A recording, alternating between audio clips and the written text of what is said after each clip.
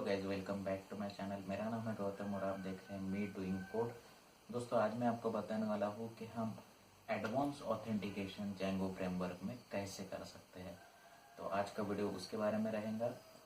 तो चलिए दोस्तों, हम अपने लैपटॉप स्क्रीन पर जाते हैं और मैं आपको बताऊँगा कि हम जेंगो फ्रेमवर्क में एडवांस ऑथेंटिकेशन कैसे परफॉर्म कर सकते हैं। हेलो गाइस, जैसे कि मैंने आपको मेरे इंट्रो वीडियो में बताया था कि मैं आपको एडवांस ऑथेंटिकेशन कैसे करते हैं वो बताने वाला हूँ। तो वो अभी हम देखेंगे। तो आप सोच रहे होंगे कि ये इसने पहले से ही करके रखा है। तो मैंने ये इसलिए किया क्योंकि मैं आपका टाइम वेस्ट नहीं करना चाहता, क्योंकि ये बेसिक चीज़ें हैं। अगर आपको बेसिक नहीं आता है तो मैं बेसिक का एक वीडियो बता दूंगा, फिर वो बेसिक के स्टेप्स ही फॉलो करके आपको ये सब स्टेप करने पड़ेंगे आगे के। तो जस्ट बिकॉज मैं अपने वीडियोस का टाइम नहीं बढ़ाना चाहता और मैं आपका टाइम लॉस नहीं करना चाहता, इसलिए मैंने ये पहले से ही प्रोजेक्ट बना के रखा है। मैं आपको इसे कैसे बनाया है वो थोड़ी देर एक्सप्लेन करूँगा। आपको इम्पोर्टेंट चीज़ें ही बताऊँगा, फालतू इसमें आपका टाइम वेस्ट नहीं करूँगा। तो जैसे कि मैंने इंट्रो में बताया था कि हम आज ऑथेंटिकेशन एडवांस, मतलब जैसे कि हम कोई भी प्रोजेक्ट में एक ऑथेंटिकेशन के लिए हम लॉगिन लॉगआउट पेज बनाते हैं, तो फॉर ऑथेंटिकेशन अब ये एडवांस ऑथेंटिकेशन होने वाला है। यहाँ पर हम ईमेल इंटीग्रेट करने वाले हैं। जैसे कि आप यहाँ पे देख सकते हैं, ईमेल होस्ट, ये हमें सेटिंग्स में करना है।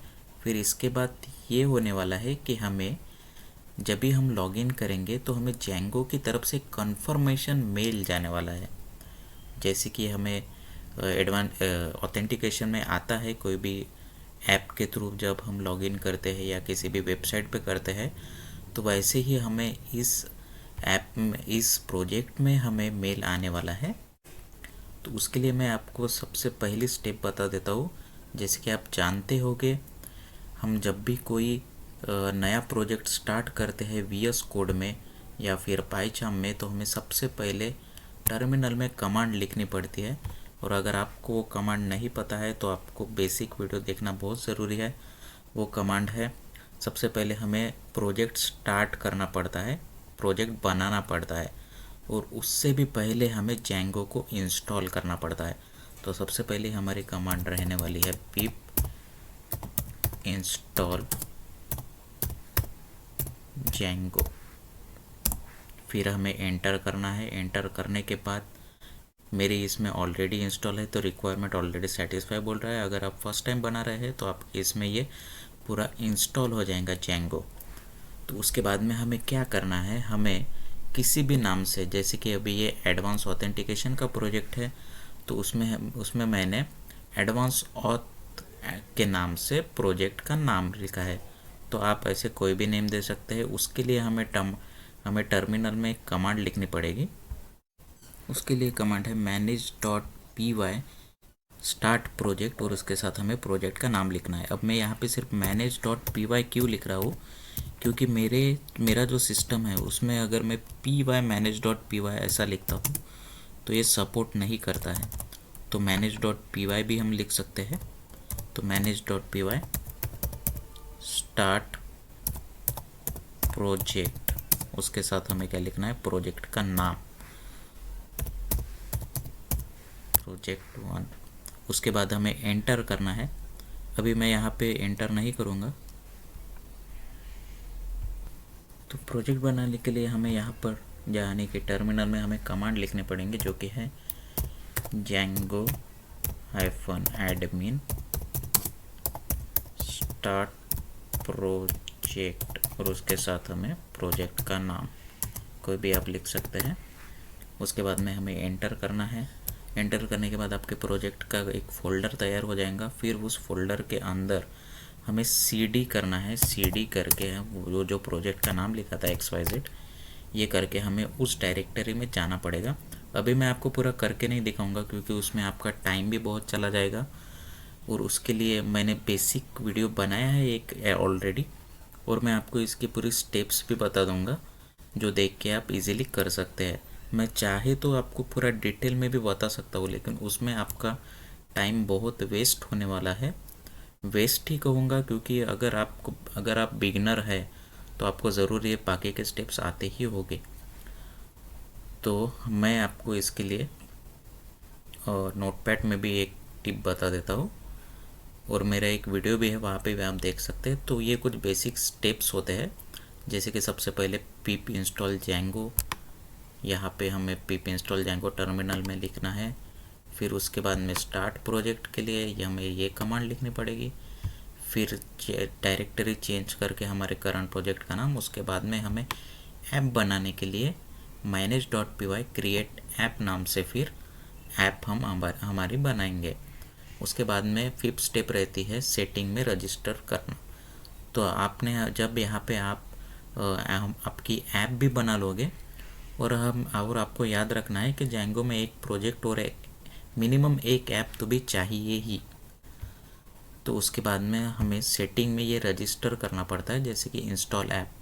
अभी हमने जो ऐप का नाम रखा था ऐप ऑथ एडवांस, तो इसे हमें यहाँ पर मेंशन करना है। उसके बाद में और हमें क्या करना है, अगर हम डेटाबेस से कनेक्ट करने वाले हैं, जो कि हम इस प्रोजेक्ट में नहीं कर रहे हैं क्योंकि ये बेसिक प्रोजेक्ट है और आपको इतना आना भी बहुत ज़रूरी है। आप अगर डेटाबेस से कनेक्ट नहीं करते, वो भी मैं आपको अगले वीडियो में कवर कर दूंगा।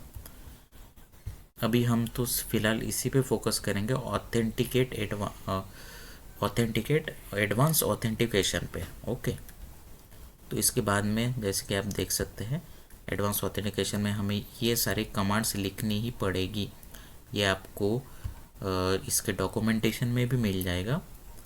तो आपको ये एडवांस लिखने के बाद सेटिंग में रजिस्टर करने के बाद, उसके बाद में आपके जो स्टेप्स हैं, आप इसका स्क्रीनशॉट भी ले सकते हैं, या फिर मेरे एक वीडियो में ये ऑलरेडी मेंशन किया गया है।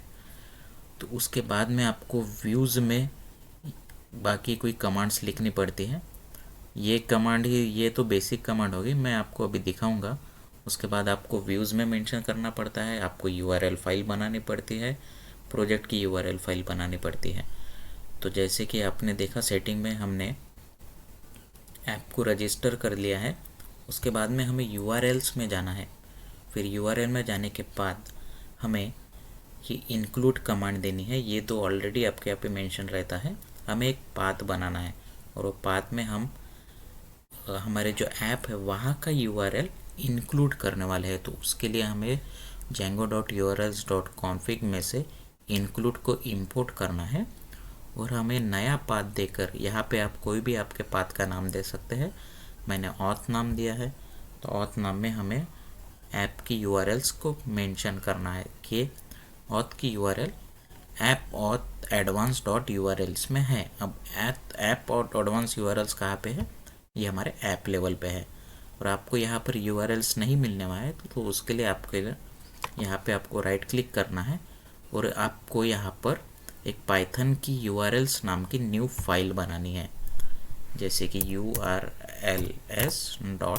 urls.py ये नाम से आपको एक फाइल बनानी है। और फिर उस फाइल के अंदर आपको फिर हमने जो स्टार्टिंग में जो पाथ लिया था, उसी पाथ को कॉपी करके यहाँ पर पेस्ट करना है। अब मैं आपको बताने वाला हूँ कि यूआरएल्स के हमारा जो रहेगा ऑथ एडवांस का, उसमें आपको ये सारी चीज़ें लिखनी पड़ेगी, और ऐसा ही आपको पाथ देना पड़ेगा। अब मैं आपको हर एक लाइन अगर समझाऊंगा तो आपका टाइम वेस्ट होने वाला है, और ये वीडियो भी काफ़ी लंबे जाने वाली है। तो आप ये पूरा देख लीजिए, और आप ये स्टेप्स फॉलो करेंगे तो आप आराम से ये ऑथेंटिकेशन एडवांस बना सकते हैं। तो आप चाहे तो इसका स्क्रीनशॉट ले लीजिए, या फिर मैं इसके डिस्क्रिप्शन में इसका पीडीएफ फाइल भी अटैच कर दूंगा। आपकी अगर रिक्वायरमेंट होगी तो आप मुझे कमेंट में ज़रूर बताइए, या फिर आप वीडियो पॉज करके भी ये सब चीज़ें लिख सकते हैं।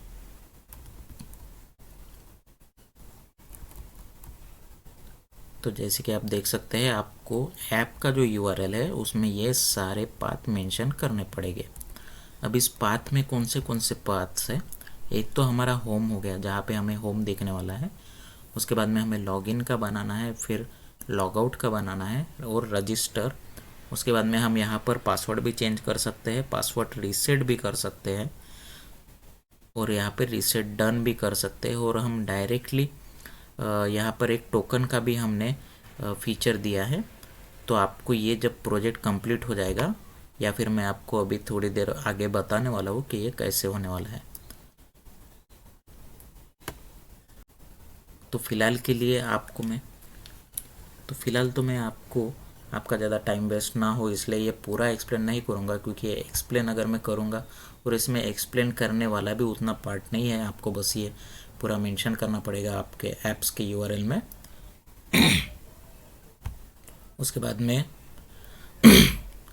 उसके बाद अभी हम देखेंगे ऐप के व्यूज़ में हमें क्या क्या लिखना है। तो ऐप के व्यूज़ में सबसे पहले आपको ये सारी चीज़ें मेंशन करनी है। आपको टाइपिंग से कॉन्टेक्स्ट मैनेजर लेना पड़ेगा, शॉर्टकट से रीटर और रीडायरेक्ट, और उसके बाद में कंट्री ऑथ से आपको ये सारी चीज़ें इंपोर्ट करनी पड़ेगी। मैसेज इंपोर्ट करना पड़ेगा, यूज़र क्रिएशन फॉर्म और पासवर्ड चेंज फॉर्म। और अभी आपको बताऊंगा कि व्यूज़ कैसे बनाना है। जैसे कि हमें एक पहला होम व्यू बनाना है, उसमें हमें ये सारी चीज़ें मेंशन करनी है। आप इसे स्लो में देख सकते हैं या फिर आप डायरेक्टली इसका स्क्रीनशॉट ले सकते हैं या वीडियो पॉज करके आप आपके पीसी में लिख सकते हैं डायरेक्टली। तो ऐसे कुछ व्यूज़ बनाने हैं। सबसे पहले होम व्यू बनाया है हमने, उसके लिए हम home.html का टेम्पलेट बनाने वाले हैं, जो कि मैं आपको आगे बताऊंगा। उसके बाद में लॉगिन व्यू लिया है। लॉगिन व्यू में ये सारी चीज़ें आने वाली है। हमें पोस्ट रिक्वेस्ट देना है, फिर यूज़र नेम पासवर्ड ये सारी चीज़ें मेंशन करनी है। उसके बाद में लॉग आउट व्यू बनाना है। उसके बाद में रजिस्टर व्यू बनाना है। कुछ इस तरह से आपको सारी यहाँ पर चीज़ें लिखनी पड़ेगी। उसके बाद में चेंज पासवर्ड व्यू, ये भी एक व्यू है। फिर ये सारे व्यूज़ बनाने के बाद आपको फिर टेम्पलेट में जाना है। आपको यहाँ पर टेम्पलेट्स नाम से एक फ़ोल्डर बनाना है। अगर आपको नहीं पता कैसे बनाते हैं तो प्रोजेक्ट की ऐप में आपको जाकर न्यू फोल्डर बनाना है टेम्पलेट्स नाम का। फिर आपको ये फ़ोल्डर बन जाएगा। फिर उसके अंदर न्यू फाइल बनानी है HTML नाम से। तो सबसे पहले हम देखेंगे home.html। तो ये सबसे बेसिक पेज है, तो इसलिए हम यहाँ पर ज़्यादा डेकोर नहीं करने वाले हैं। तो उसके लिए आपको बस ये सिंपल सा पेज मैंने बनाया है, जिसमें वेलकम यूज़र गेट का यूज़र नेम आने वाला है। उसके साथ उसके लिए दो ऑप्शंस आने वाले हैं, एक लॉग आउट और एक चेंज पासवर्ड। उसके बाद में लॉगिन का ऑप्शन, हम login.html का पेज बनाने वाले हैं, जिसमें हमने थोड़ा सा यहाँ पर स्टाइल दी है, मार्जिन्स दिया है, और यहाँ पर यूज़र नेम और उनका पासवर्ड आने वाला है। तो आप ये सारी चीज़ें आपके प्रोजेक्ट में लिख लीजिए वीडियो पॉज करके, या फिर आप आपके नोटबुक में लिख लीजिए। मेरे पास ये सारा अवेलेबल डेटा है। अगर आप कमेंट में मुझे बोलते हैं तो मैं आपको डिस्क्रिप्शन में ये सारा हैंड राइटिंग नोट्स मेरे दे दूँगा। उसके बाद में रजिस्टर पेज बनाना है। उसके बाद में चेंज पासवर्ड का पेज बनाना है। तो ये चेंज पासवर्ड का पेज हो गया, ये रजिस्टर यूज़र का पेज हो गया। तो ये सारी चीज़ें करनी है, हमें आपको करनी पड़ेगी। मैंने ये सारा पहले ही कर लिया है। उसके बाद में मैं आपको ये प्रोजेक्ट अभी रन करके दिखाता हूँ। तो प्रोजेक्ट रन करने के लिए हमारी कमांड है,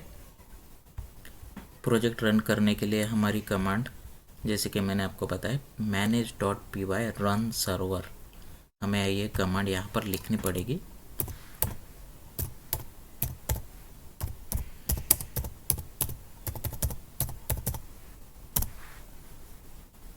अब मेरे यहाँ पर बोल रहा है कि मैनेज इज़ नॉट, क्योंकि मैंने यहाँ पर पाथ थोड़ा गलत दिया है और इसे मैंने ये पहले ही बनाया है। तो इसे एक बार सेव कर लेते हैं और हम इसका पाथ चेंज करेंगे, जो कि है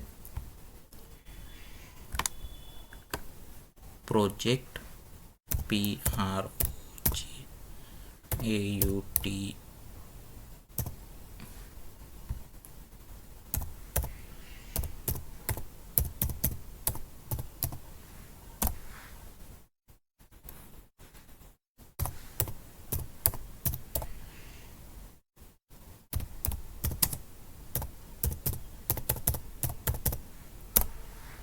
तो अभी हमें रन सर्वर के हमने यहाँ पर कमांड दे दी है टर्मिनल में।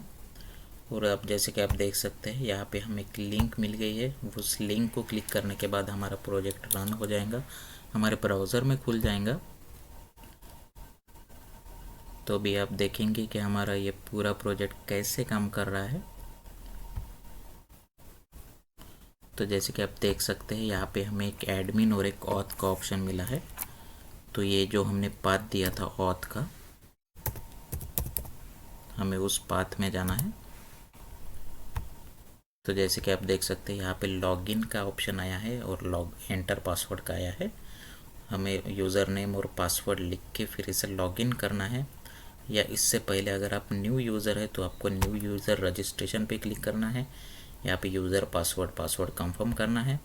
उसके बाद में जो भी आपका पासवर्ड होगा वो लॉगिन करना है। अगर आप भूल गए हैं तो फॉरगेट पासवर्ड पर क्लिक करना है। फॉरगेट पासवर्ड पे क्लिक करने के बाद क्या होने वाला है कि जो आप ईमेल एड्रेस डालने वाले हैं लॉगिन करते वक्त, उस ईमेल एड्रेस पे आपको रीसेट के लिए आपको एक ईमेल आने वाला है। वो ईमेल कहाँ से आएगा? जो हमने सेटिंग्स में सबसे पहले ईमेल जो लिखा था लास्ट में मैंने आपको बताया था, तो django.km196 से ये ईमेल आपको आने वाला है। तो ये प्रोजेक्ट बहुत ही अच्छा है दोस्तों, आप ये ज़रूर ट्राई कीजिए। और अगर आपको ये प्रोजेक्ट में कोई भी तकलीफ़ आती है तो आप मुझे कमेंट सेक्शन में ज़रूर बताइए। और अगर आपको ये कुछ समझाना हो या फिर आपके कुछ राय हो तो वो भी मुझे बताइए। और अगर आपको इसके hand writing notes step by step चाहिए होंगे तो वो भी आप मुझे कमेंट सेक्शन में ज़रूर बताइए। सो आई होप आपको ये वीडियो यूज़फुल लगा होगा guys. Thank you so much.